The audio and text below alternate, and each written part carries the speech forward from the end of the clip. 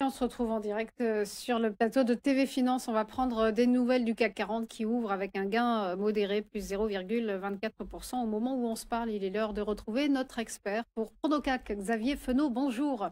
Bonjour Roselyne. Vous êtes associé chez Interactive Trading. L'indice parisien a donc modéré son gain hier et il semble poursuivre son rebond dans une ambiance de quasi-indifférence à la chute du gouvernement. Ouais, c'est exactement ça. Bon, après, c'est vrai que c'est pas vraiment une surprise. Ça a été largement pricé par le marché. Après, c'est vrai, en toute honnêteté, je pensais pas qu'on allait avoir même derrière une réaction positive, même si c'était effectivement largement anticipé. Alors, aujourd'hui, en fait, on a notamment le marché français et plus largement les indices européens qui sont un petit peu, alors je vais pas dire soulagés, mais en tout cas tirés par cette fusion entre Anglo-America notamment et Tech Resources. Donc, on a effectivement peut-être un sentiment de rapprochement qui pourrait tirer un petit peu la cote, en tout cas à court terme. Alors après, c'est vrai que techniquement, depuis le mois de mai, on sait que le CAC est complètement coincé entre les 7700 et les 7900 points. Ça, c'est pas une nouveauté. Dès qu'on arrive là en haut, on échoue à passer ce niveau-là et ça a été le cas justement à la fin de l'été. Dernièrement, on est revenu sur cette zone des 7700, puis finalement, ça tient. Moi, j'ai pas payé cette zone-là, cette zone des 7700 points, puisque je m'attendais plutôt à des dégagements après ce vote de confiance qui n'a pas été le cas sous 7650. Donc pour le moment, je reste un petit peu à l'écart. Alors, c'est vrai, encore une fois, vous l'avez dit, voilà, le CAC reprend un petit peu des couleurs depuis maintenant 2-3 jours, plus 0,4% ce matin.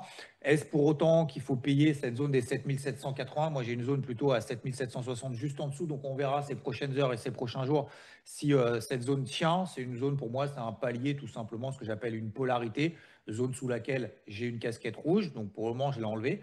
Et c'est vrai que bon, on a quand même beaucoup d'attentes cette semaine. On a déjà cet après-midi une petite mise en bouche avec l'indice des prix à la production aux États-Unis. Donc, c'est une mise en bouche de demain où on aura le plat principal et très gros plat puisque ça sera l'inflation aux États-Unis. Ça, le marché, tout le monde le sait, hein, attend une baisse des taux de la Réserve fédérale américaine la semaine prochaine. Ça sera mercredi prochain.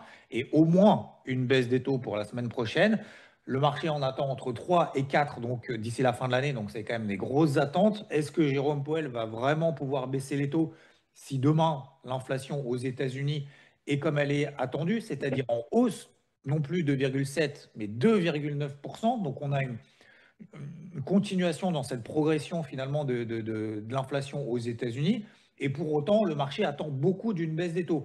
Parce qu'on a vu la semaine dernière, on avait eu le chiffre de l'emploi aux États-Unis qui n'était pas bon du tout, donc ça favorise une baisse des taux. Mais si l'inflation monte, est-ce que la Fed va vraiment pouvoir baisser les taux? Donc, il y a de grosses attentes demain. Pour le moment, que ce soit sur le CAC, mais aussi sur finalement l'ensemble des marchés, bon, on n'a pas de gros mouvements, ce qui est quand même assez légitime. Donc, les lames de fond se poursuivent.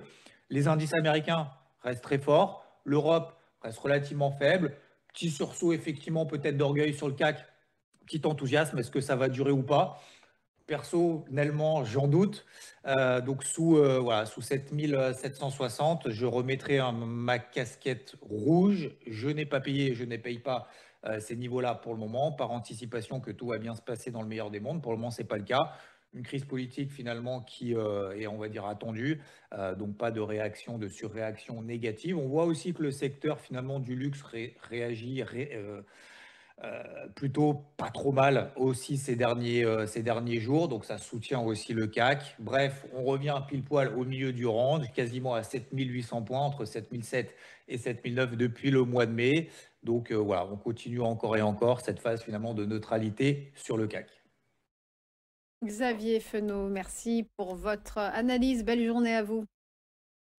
On va marquer une nouvelle pause et se retrouver juste après pour les valeurs du jour avec les Market Movers de Daniel Cohen de Lara. À tout de suite.